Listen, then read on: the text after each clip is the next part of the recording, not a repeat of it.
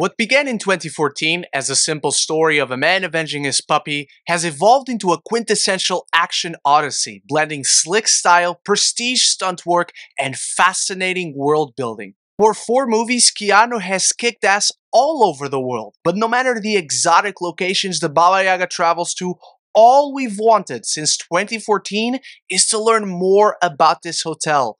And that is what this series, and this review of course, promise to explore. So without any further ado, my friends, my name is Ren, and this is my spoiler-free review of the Continental. Welcome back, John Wick fans. 9 years we've been into this franchise, and in 2023, it feels like we're riding an all-time high, as the 4th chapter in the franchise might arguably be its best. But while the Baba Yaga story may be over, we not only have Ballerina on the way, but now coming to Peacock and Prime Video in the UK, The Continental, a 3-part series that explores the origin of the hotel for assassins at the center of the John Wick universe. Kinda does that, but not really. We follow a young Winston Scott who is dragged into the hellscape of 1970s New York to face a past he thought he'd left behind. Winston charts a deadly course through the hotel's mysterious underworld in a harrowing attempt to seize the hotel where he will eventually take his throne.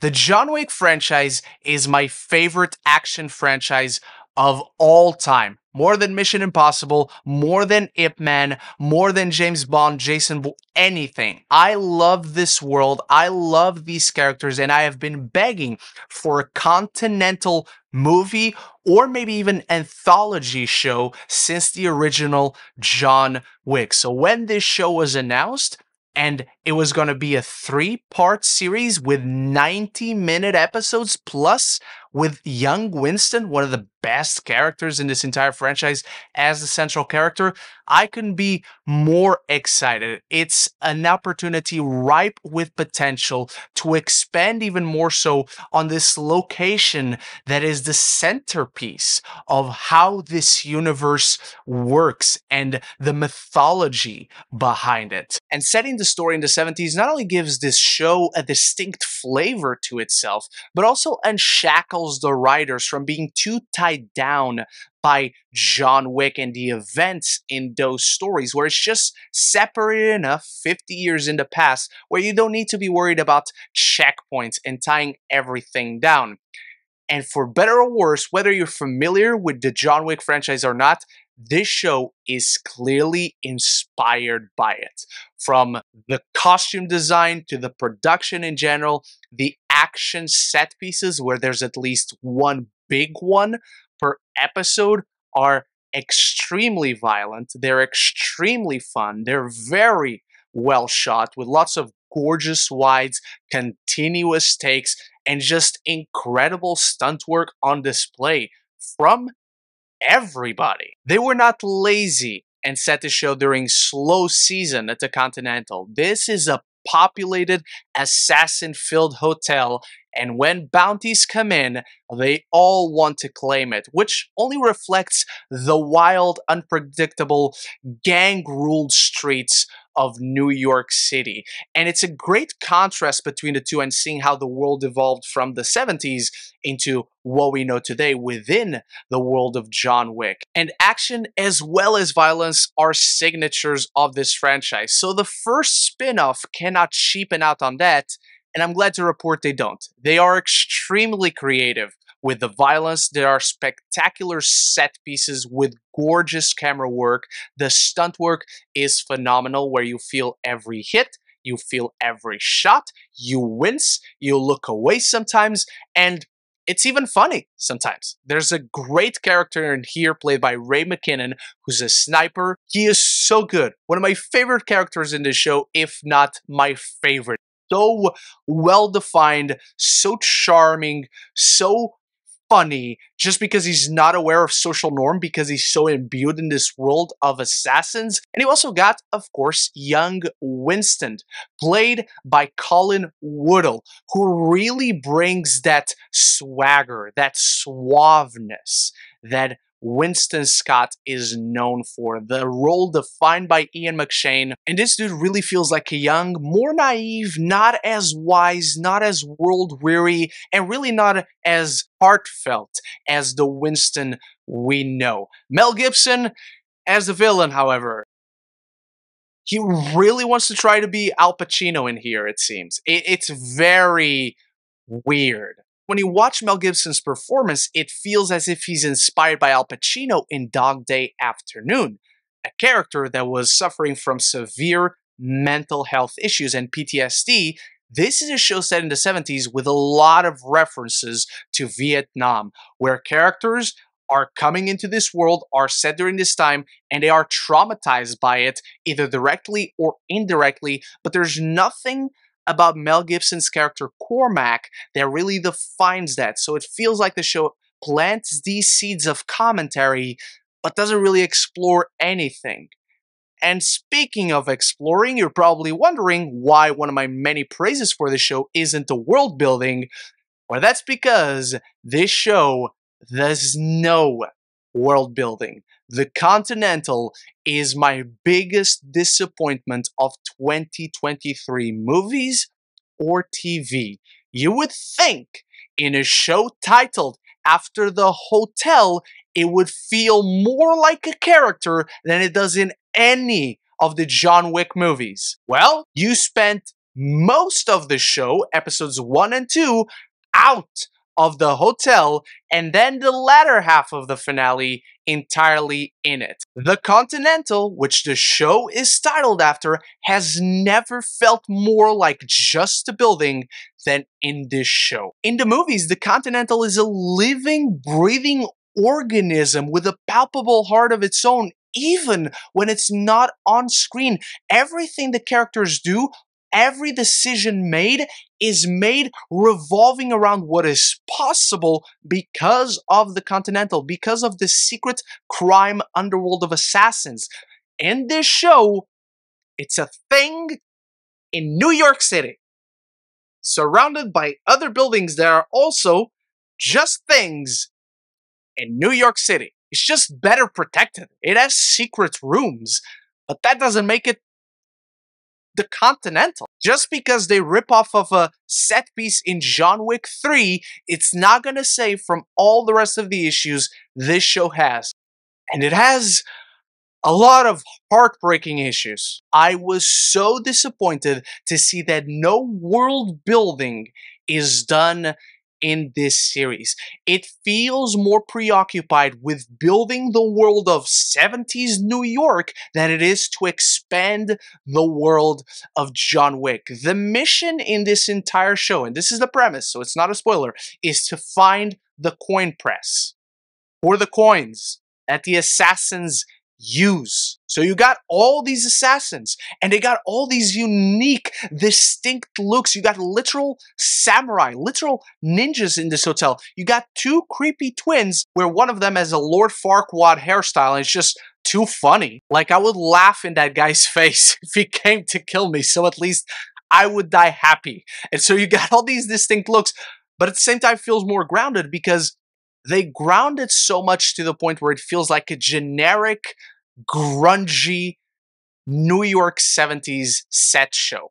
It doesn't feel like something that is a part of John Wick. It is part of the John Wick world only by name and name alone. The action set pieces, the costumes, the literal hotel, obviously, but none of it has the slickness. None of it has the style. The color in this show, nothing remotely interesting about it. The colors in the John Wick movies, the cinematography in those films, the way they dress set pieces, the way they light rooms, the way they make every single location interesting, none of that is here. There's no aesthetic distinctiveness or visual eye-popping elements to it all, except when you see someone's head blow up. But that always works, even if the show or movie is bad, which is the case here.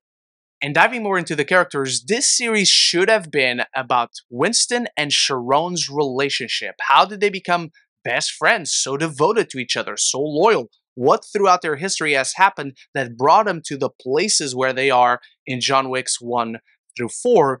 And they only meet each other for the first time in this show, but share little to no scenes together until the third episode. The show feels utterly uninterested in exploring the dynamic between these two characters, except for the bare minimum. I like these two characters in the show. I think the young actors brought something new to the roles, but the show doesn't have time to devote to how they bond and how they grow together. I think Winston has a ragtag group of interesting archetypes, but they're not interesting characters. There's also this policewoman that chases Winston throughout the show, and the whole thing is the intrigue of why is she after Winston? Why does she even know about this whole thing of the world of assassins and whatnot? And it is the most uninteresting plot thread I've seen in anything, including police and like the real world legalities and bureaucracies and rules and regulations into the world of John Wick is the most boring thing ever. You know what any story involving the police in the world of John Wick should be?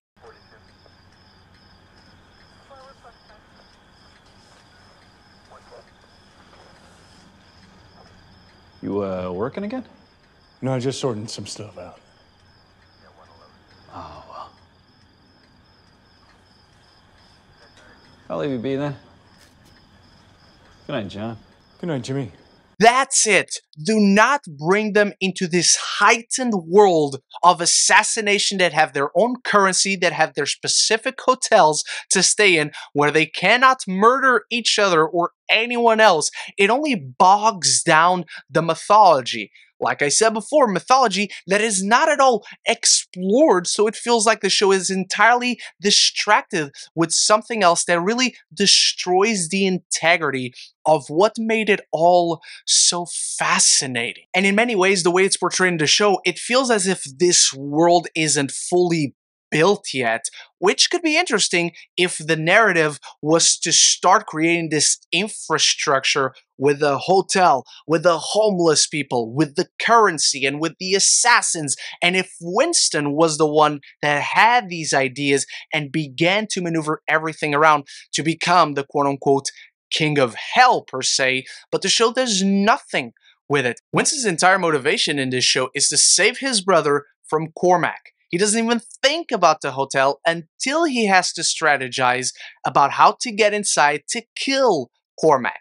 If it is an unimportant second thought in the protagonist's mind, it's not going to be important for us, the audience. And by now you might be thinking, well, is the high table here? Are adjudicators here? Yes, there's one adjudicator in here. She has this incredible look. She has this very menacing presence. She is played by a fantastic actress in Kate McGrath, and she has a really cool final scene in this show that I won't spoil. The final scene in this show is very cool, and what happens between that final scene and the final shot, I want to watch that show. I want to see what happens from that final scene onwards, not whatever this was. Can you tell how heartbroken I feel over the Continental?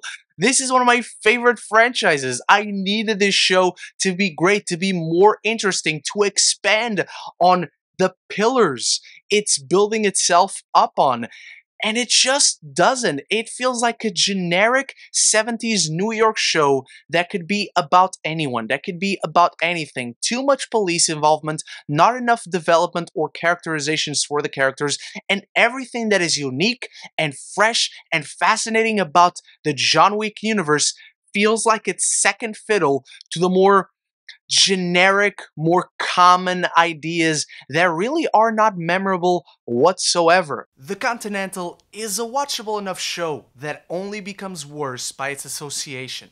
It hurts this series to be a John Wick spin-off, as both its merits and faults highlight everything we originally feared John Wick would be. A subpar, forgettable narrative, somewhat elevated by memorable on-camera action, and nothing more. What made the franchise stand out and evolve into a now icon of action cinema was literally everything revolving the action and the characters, the thematics of Dante's Inferno, and the mythology that binds this world together.